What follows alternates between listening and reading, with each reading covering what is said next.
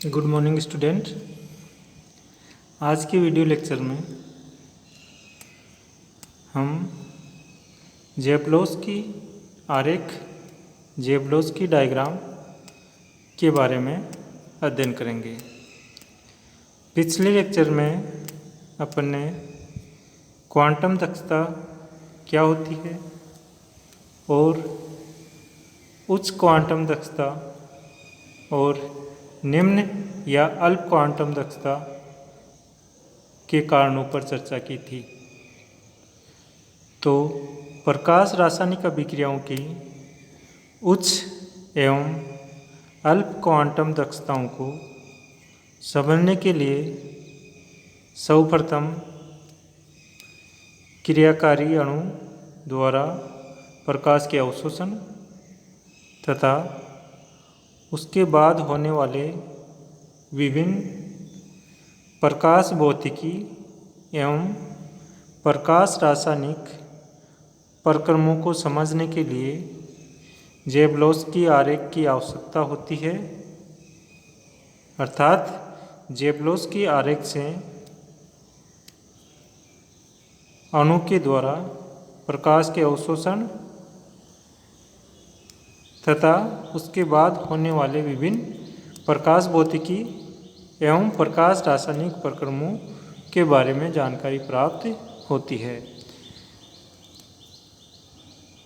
आपको पता ही है कि जब भी कोई अणु प्रकाश का अवशोषण करता है, प्रकाश के फोटोन का अवशोषण करता है, तो वह उत्तेजित हो कर सक्रिय अणु का निर्माण हो जाता है। अब वो सक्रिय अणु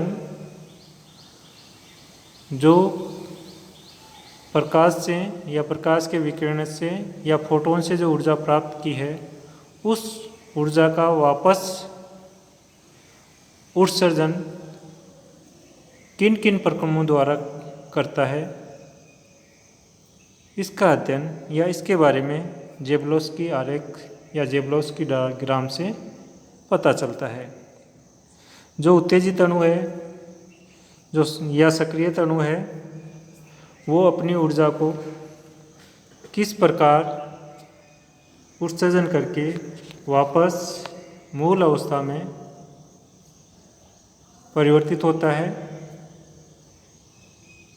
ये जो प्रक्रिया है वो कहलाती है प्रकाश भौतिकी प्रक्रम। तथा जो उत्तेजित सक्रियत अणु है, वो उत्तेजित सक्रियत अणु उत्पाद में या कौन कौन से उत्पाद में परिवर्तित होता है, ये सारा जो प्रक्रम होता है वो कहलाता है आपका प्रकाश रासायनिक प्रक्रम।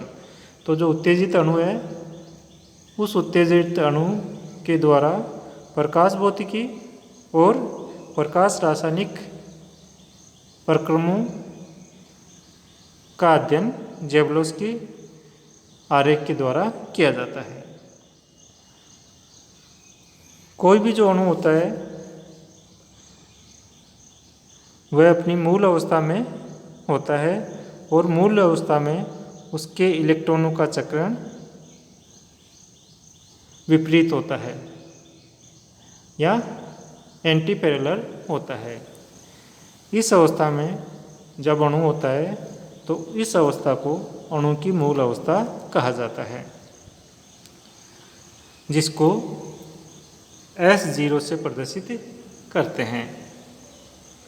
यहाँ S का अर्थ सिंगलेट स्टेट से है और S0 मतलब मूल एकक अवस्था या ग्राउंड सिंगलेट स्टेट। तो ज़ेबलोस की आरेख को समझने से पहले अपने को कुछ टर्म्स के बारे में जानना आवश्यक है। सबसे पहला आपका टर्म्स है ग्राउंड स्टेट और एक्साइटेड स्टेट और सिंगलेट स्टेट और ट्रिपलेट स्टेट। सबसे पहले ग्राउंड स्टेट अणु की वह अवस्था है जो सबसे न्यूनतम ऊर्जा की अवस्था होती है और उसमें इलेक्ट्रॉन का चक्रण विपरीत होता है।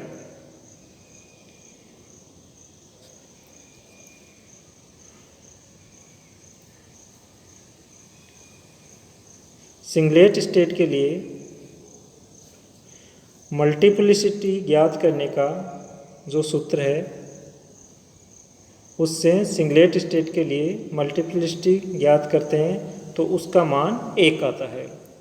जो मल्टीप्लिसिटी ज्ञात करने का सूत्र है वो है 2s+1। यहाँ s स्पिन क्वांटम नंबर है। इस सूत्र में ग्राउंड स्टेट के लिए s की वैल्यू 0 होगी, अतः 2s+1 में जब इसका मान रखेंगे तो 2 × 0 + 1 = 1। यहाँ मल्टीप्लिसिटी 1 आएगी। तो जब मल्टीप्लिसिटी 1 आती है तो ऐसी अवस्था को एकक अवस्था या सिंगलेट अवस्था कहते हैं। इसी सूत्र में अगर s का मान 1 रखें तो मल्टीप्लिसिटी 3 प्राप्त होती है। ये जो अवस्था कहलाती है वो त्रिक अवस्था या ट्रिपलेट स्टेट कहलाती है। जैसा कि आपको सामने दिख रहा है कि s की वैल्यू अगर 0 रखते हैं तो मल्टीप्लिसिटी का मान 1 आता है, और जब मल्टीप्लिसिटी का मान 1 आता है तो ऐसी अवस्था एकक अवस्था या सिंगलेट स्टेट कहलाती है। और जब मल्टीप्लिसिटी के सूत्र 2s+1 में s की वैल्यू 1 रखते हैं, s की वैल्यू 1 रखी जाती है तो मल्टीप्लिसिटी की वैल्यू 3 आती है। तो ऐसी अवस्था को त्रिक अवस्था या ट्रिपलेट स्टेट कहते हैं। अब बात करते हैं एक्साइटेड स्टेट की। तो जो ग्राउंड स्टेट है उस ग्राउंड स्टेट में इलेक्ट्रॉनों का जो चक्रण है वो विपरीत है। यहाँ से जब अणु ऊर्जा का अवशोषण कर एक इलेक्ट्रॉन उत्तेजित अवस्था में पहुँचता है तो उस इलेक्ट्रॉन को उत्तेजित अवस्था में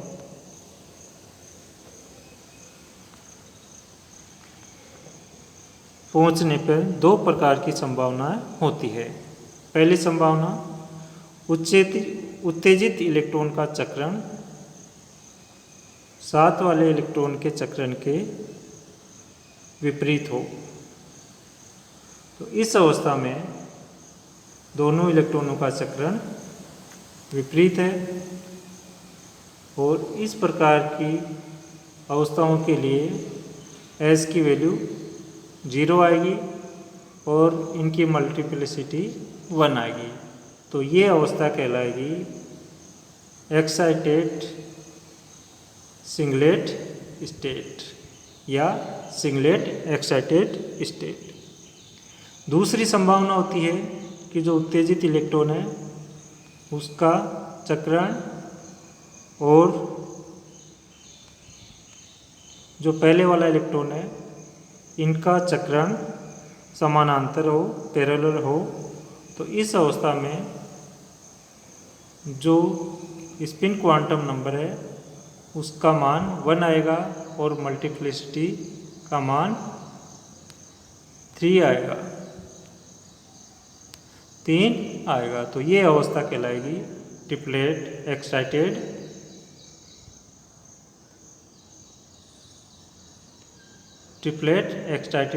स्टेट।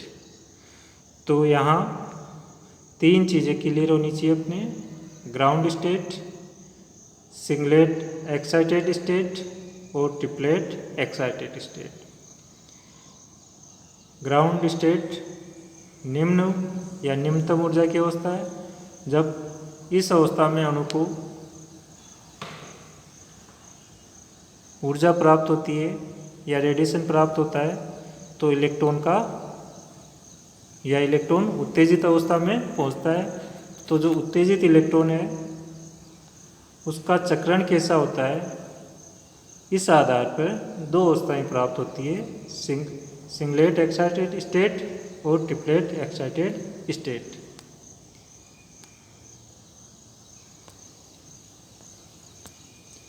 तो सिंगलेट स्टेट किसे कहेंगे?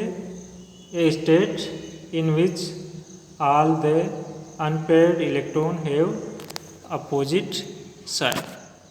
ये आपकी सिंगलेट ग्राउंड स्टेट है और इस ग्राउंड स्टेट से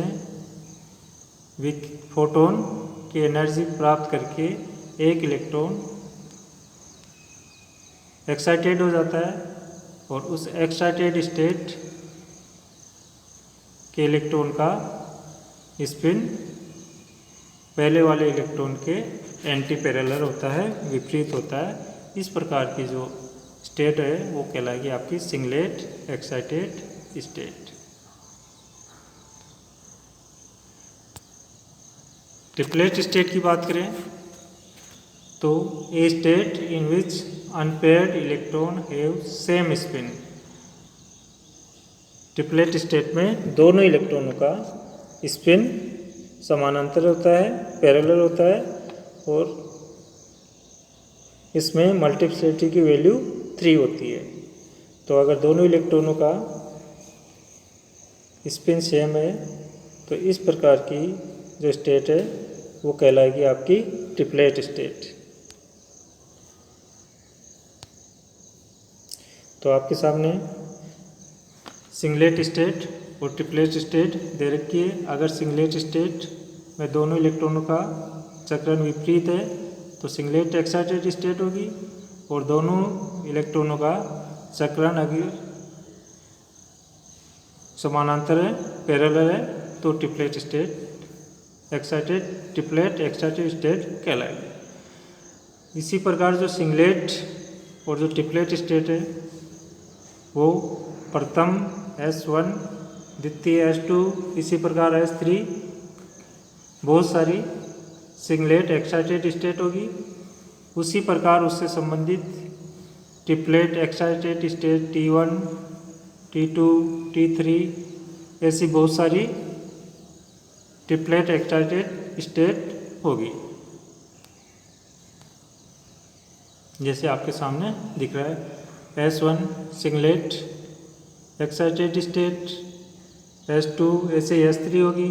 इसी प्रकार ट्रिपलेट एक्साइटेड स्टेट T1 है, T2 है, ऐसे ही T3 होगी।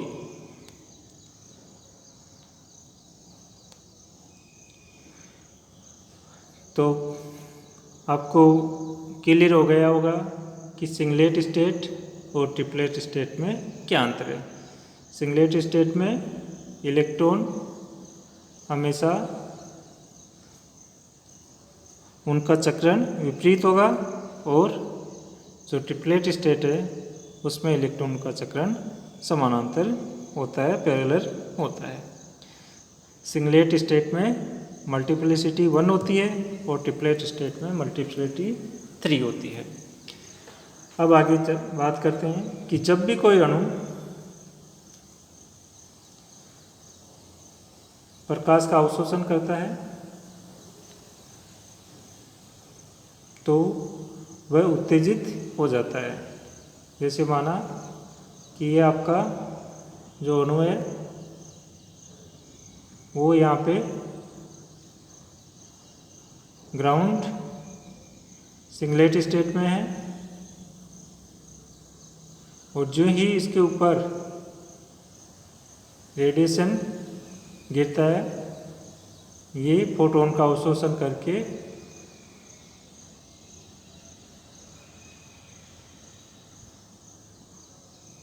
उच्च ऊर्जा स्तर में पहुंच जाता है और वो भी सिंगलेट एक्साइटेड स्टेट में पहुंच जाता है। अब ये जो अणु आपका उत्तेजित अवस्था में पहुंच गया, वो वापस जिस ऊर्जा का अब्जॉर्प्शन किया था उस ऊर्जा का वापस उत्सर्जन करके, रिलैक्सेशन करके वापस ग्राउंड स्टेट में पहुंच जाता है। तो जो एक्साइटेड मॉलिक्यूल है उसके द्वारा ऊर्जा का जो उत्सर्जन होता है वो कौन कौन सी प्रोसेस के द्वारा होता है, इसके बारे में देखिए। जो एक्साइटेड स्टेट में आपका मॉलिक्यूल है, अणु है, वो ऊर्जा का रिलैक्सेशन दो तरह से करता है। एक तरह से रेडिएटिव वेव में और दूसरा नॉन रेडिएटिव वेव में।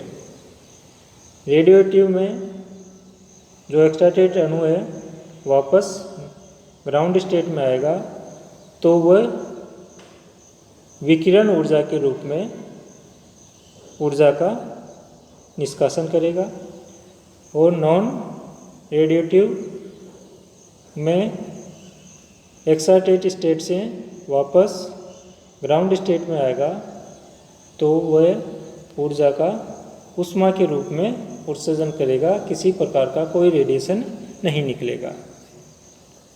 अब जो रेडिएटिव वे है उसमें भी दो प्रोसेस होती है, एक फ्लोरोसेंस और दूसरी फास्फोरेसेंस।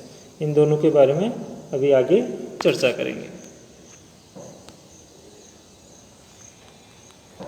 एक और टर्म्स अपने को समझनी है, inter system crossing. It is a non radiative transition between two iso energetic vibration level belonging to electronic state of different multiplicity. अलग अलग मल्टीप्लिसिटी, यानी अगर आपकी एक सिंगलेट एक्साइटेड स्टेट से इलेक्ट्रॉन ट्रिपलेट एक्साइटेड स्टेट में ट्रांसफ़र होता है या ट्रांजिशन होता है इलेक्ट्रॉन का, और वो भी नॉन रेडिएटिव फॉर्म में, तो इस प्रकार की जो प्रोसेस होती है वो कहलाती है इंटर सिस्टम क्रॉसिंग। अब आपके सामने जेवलर्स डायग्राम प्रदर्शित है, इसको आप समझिए। यहाँ सबसे पहले देखिए S0 अणु की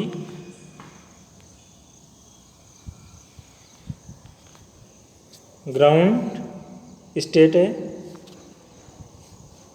और S का यहाँ अर्थ सिंगलेट स्टेट से है, तो S0 का मतलब है ग्राउंड सिंगलेट स्टेट। यहाँ अणु S0 में ग्राउंड सिंगलेट स्टेट अवस्था में है, और यहाँ जो इलेक्ट्रॉनों का चक्रण है वो एक दूसरे के विपरीत है, अर्थात यहाँ पे S की वैल्यू 0 है और मल्टीप्लिसिटी का मान 1 है। तो ये अवस्था अपनी S0 कहलाएगी ग्राउंड सिंगलेट स्टेट। ज्यों ही इस अवस्था में अणु प्रकाश का अवशोषण करता है, प्रकाश का अवशोषण करके वो एक्साइटेड हो जाता है, और जो एक्साइटेड अणु में जो इलेक्ट्रॉन है उसका चक्रण भी विपरीत रहता है, और वो भी सिंगलेट एक्साइटेड स्टेट में पहुंच जाता है। अब ये जो आपका अणु एक्साइटेड स्टेट में पहुंच गया, ये अणु यहाँ से नॉन रेडिएटिव ट्रांजिशन द्वारा एनर्जी का लॉस करता हुआ S3 S2 S1 में वापस पहुंच जाता है और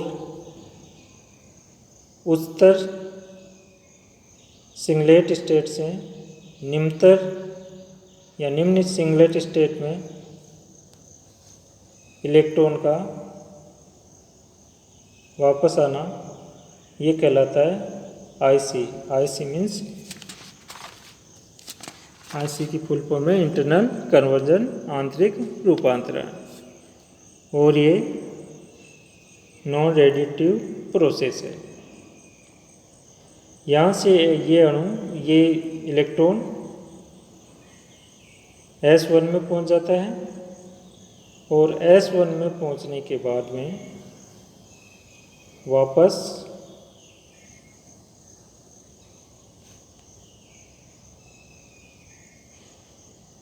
ग्राउंड स्टेट में पहुँच जाता है। तो यहाँ इस डायग्राम में आप देखिए कि जो S0 है वो ग्राउंड सिंगलेट स्टेट है तथा S1 S2 S3 S1 से Sn तक ये उत्तेजित सिंगलेट स्टेट है। इसी प्रकार इनसे संबंधित T1 T2 T3 T4 ये क्रमशः प्रथम, द्वितीय, तृतीय आदि एक्साइटेड ट्रिपलेट स्टेट हैं। अधिकांश अणुओं में क्वांटम का अवशोषण होने पर अणु मूल एकक अवस्था से या मूल या ग्राउंड सिंगलेट स्टेट से उत्तेजित सिंगलेट अवस्था S1 S2 S3 S4 में संक्रमण करता है। एक्साइटेड सिंगलेट अवस्थाओं के संगत उनसे कुछ कम ऊर्जा की triplet state T1 T2 T3 भी उपस्थित होती है।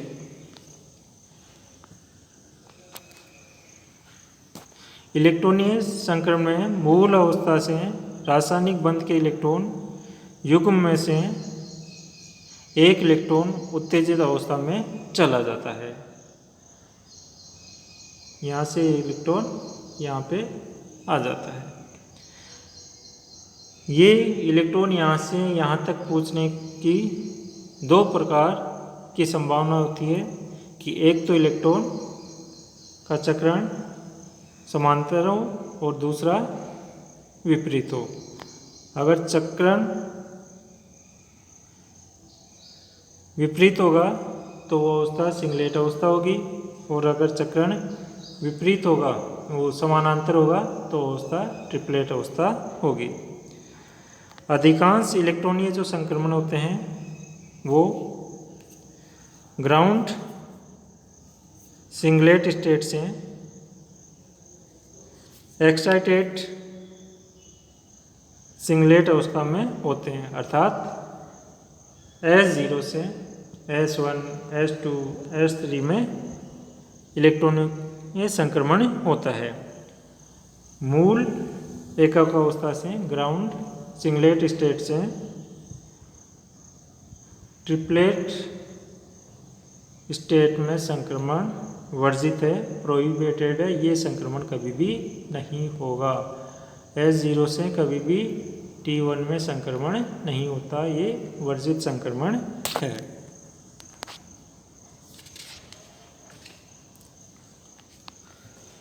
आपको चित्र से स्पष्ट है कि सर्वप्रथम प्राथमिक चरण में क्वांटम का अवशोषण होगा और क्वांटम के अवशोषण के बाद मान लीजिए जो क्रियाकारिक पदार्थ है ए है, वो ए क्वांटम का अवशोषण करके उत्तेजित अवस्था में पहुंच जाता है ए स्टार में पहुंच जाता है। और ये जो पूरी प्रक्रिया है वो बहुत ही कम समय में 10⁻⁻15 सेकंड में पूर्ण हो जाती है। अब ये जो एक्साइटेड स्टेट में अणु पहुंच गया, इसके तुरंत बाद बहुत सारे प्रक्रमों की संभावना होती है। उनमें से कुछ प्रक्रम है।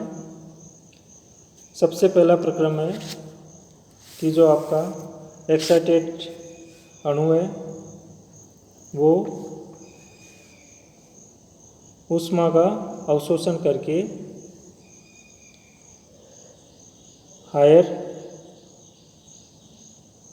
सिंगलेट स्टेट से लोअर सिंगलेट स्टेट में पहुंच जाए, अर्थात Sn से S1 में पहुंच जाए। इस प्रकार का जो प्रक्रम होता है उसे IC कहते हैं। IC means internal conversion.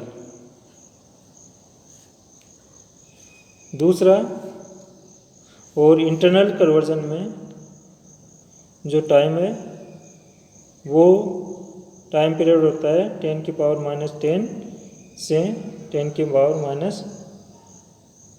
Second तक। 10⁻9 सेकंड से 10⁻10 सेकंड तक। दूसरा प्रक्रम हो सकता है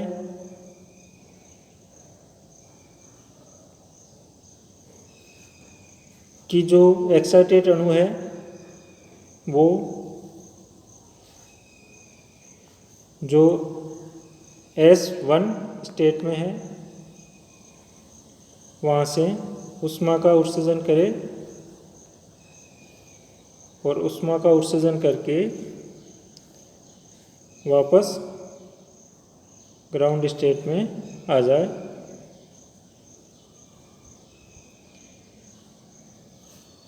और ये जो ऊष्मा का उत्सर्जन होगा नॉन रेडिएटिव फॉर्म में होगा, किसी प्रकार का कोई रेडिएशन नहीं निकलेगा। तीसरी प्रोसेस है कि जो एक्साइटेड अणु S1 में है वो ग्राउंड स्टेट में आ जाए और इसके साथ विकिरण के रूप में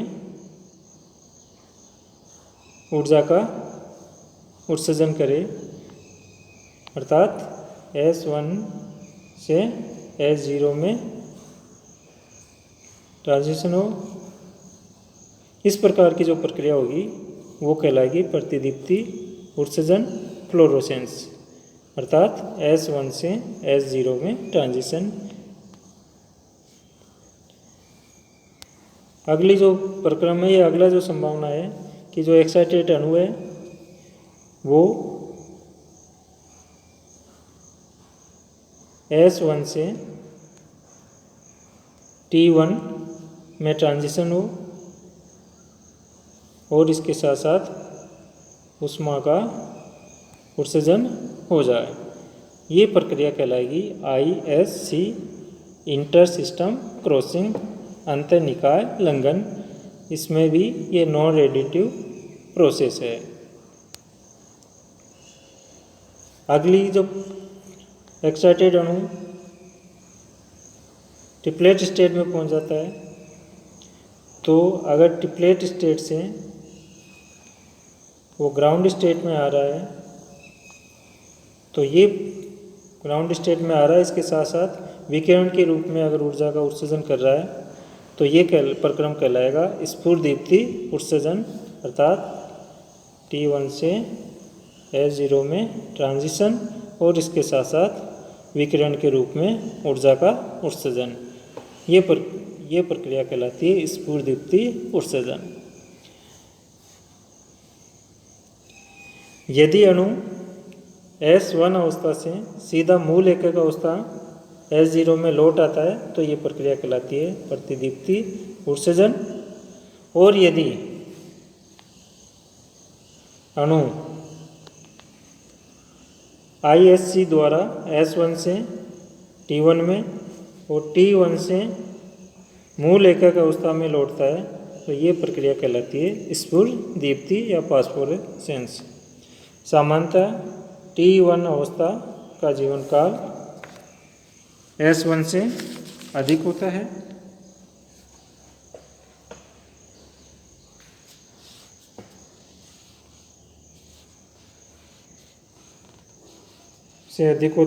क्योंकि T1 की ऊर्जा S1 से कम होती है। अतः उत्तेजित अणु की T1 अवस्था में रहने की प्रायिकता अधिक होती है।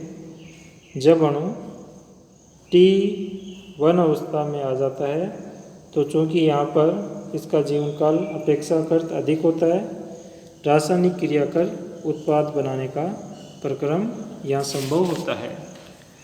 अधिकांश प्रकाश रासायनिक क्रियाओं में इसी अवस्था में घटित होती है। यदि रासायनिक क्रिया हेतु परिस्थितियाँ अनुकूल नहीं होती तो अणु स्फुर दीप्ति उत्सर्जन में मूल अवस्था में लौट आता है। यदि ISC की दक्षता कम है तो अणु सीधा S1 से प्रतिदीप्ति उत्सर्जन द्वारा मूल अवस्था में लौट आता है।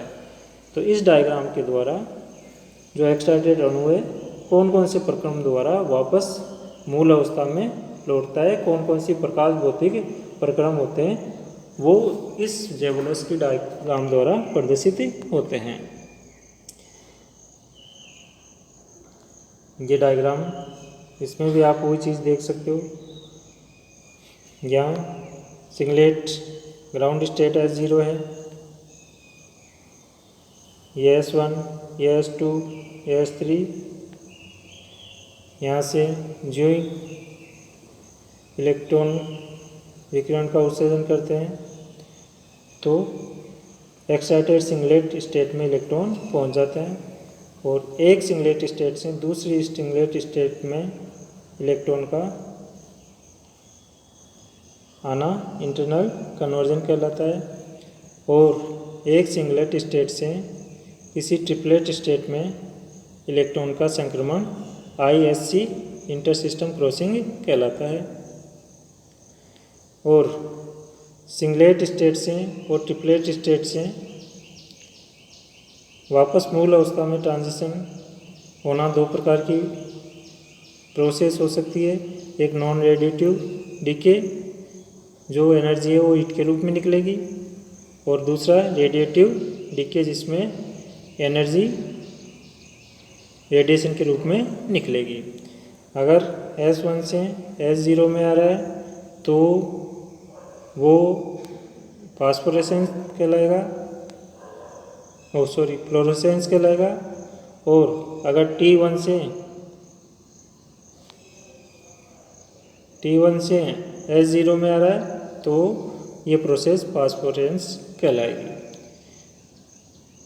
फ्लोरोसेंस स्पॉन्टेनियस प्रोसेस है और फास्फोरेंस में थोड़ा स्लो प्रोसेस है।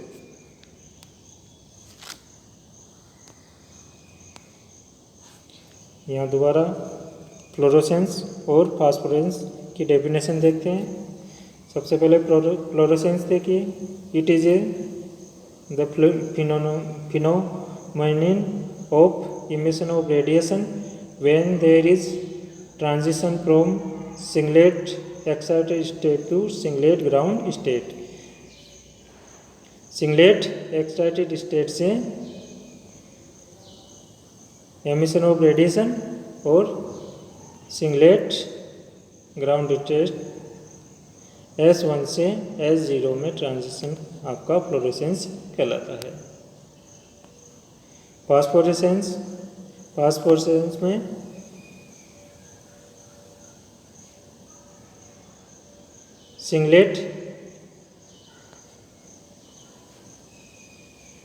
फास्फोरेसेंस में ट्रिपलेट एक्साइटेड स्टेट T1 से transition S0 singlet ground state में होना फ्लोरोसेंस कहलाता है।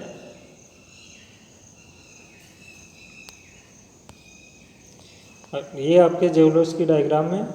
इसमें विभिन्न जो डिफरेंट प्रोसेस है उसका टाइम पीरियड दिखाया गया है। जो मॉलिक्यूल द्वारा ऑब्जर्वेशन होता है वो बहुत ही कम टाइम में होता है, 10⁻⁻15 सेकंड में ऑब्जर्वेशन हो जाता है रेडिएशन का। इसके अलावा इंटर सिस्टम क्रॉसिंग का जो टाइम होता है वो 10⁻10 to 10⁻8 सेकंड होता है। इंटरनल कन्वर्जन का जो टाइम होता है वो 10⁻11 to 10⁻9 सेकंड होता है। वाइब्रेशन रिलैक्सेशन होता है वो होता है 10⁻12 to 10⁻11 सेकंड। फ्लोरेसेंस का जो टाइम पीरियड होता है वो होता है 10⁻10 to 10⁻7 सेकंड। और फॉस्फोरेसेंस का जो टाइम होता है, फॉस्फोरेसेंस का जो टाइम होता है 10⁻3 to 10⁻1 सेकंड। तो यहाँ से अपने को पता चल रहा है कि जो T1 अवस्था होती है उसमें वो उसका जीवन काल S1 से ज़्यादा होता है और इस अवस्था में अणु के रहने की प्रायिकता ज़्यादा रहती है और विभिन्न प्रकार की जो प्रकाश रासायनिक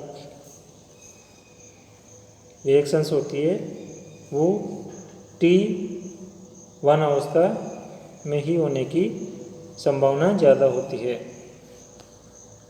तो इस प्रकार ज़ेबोल्स्की डायग्राम से किस प्रकार अणु रेडिएशन का ऑब्जर्वेशन करता है और ऑब्जर्वेशन करके उत्तेजित एक्साइटेड स्टेट में पहुंचता है। और एक्साइटेड स्टेट या तो सिंगलेट हो सकती है या ट्रिपलेट हो सकती है। और सिंगलेट और ट्रिपलेट में पहुंचने के बाद में वापस उस एनर्जी का किस प्रकार वो उत्सर्जन करता है और पुनः अपनी मूल अवस्था में आ जाता है। इस प्रकार की जो पूरी प्रक्रिया है या पूरे जो प्रोसेस है वो प्रकाश भौतिकी के अंतर्गत आते हैं कि जो उत्तेजित अणु है वो किस प्रकार ऊर्जा का उत्सर्जन करके मूल अवस्था में लौटता है। तो ज़ेबोल्स्की डायग्राम के द्वारा अपन उत्तेजित अणु द्वारा विभिन्न प्रकार के प्रकाश भौतिकी एवं प्रकाश रासायनिक प्रक्रमों को समझा सकते हैं या समझ सकते हैं।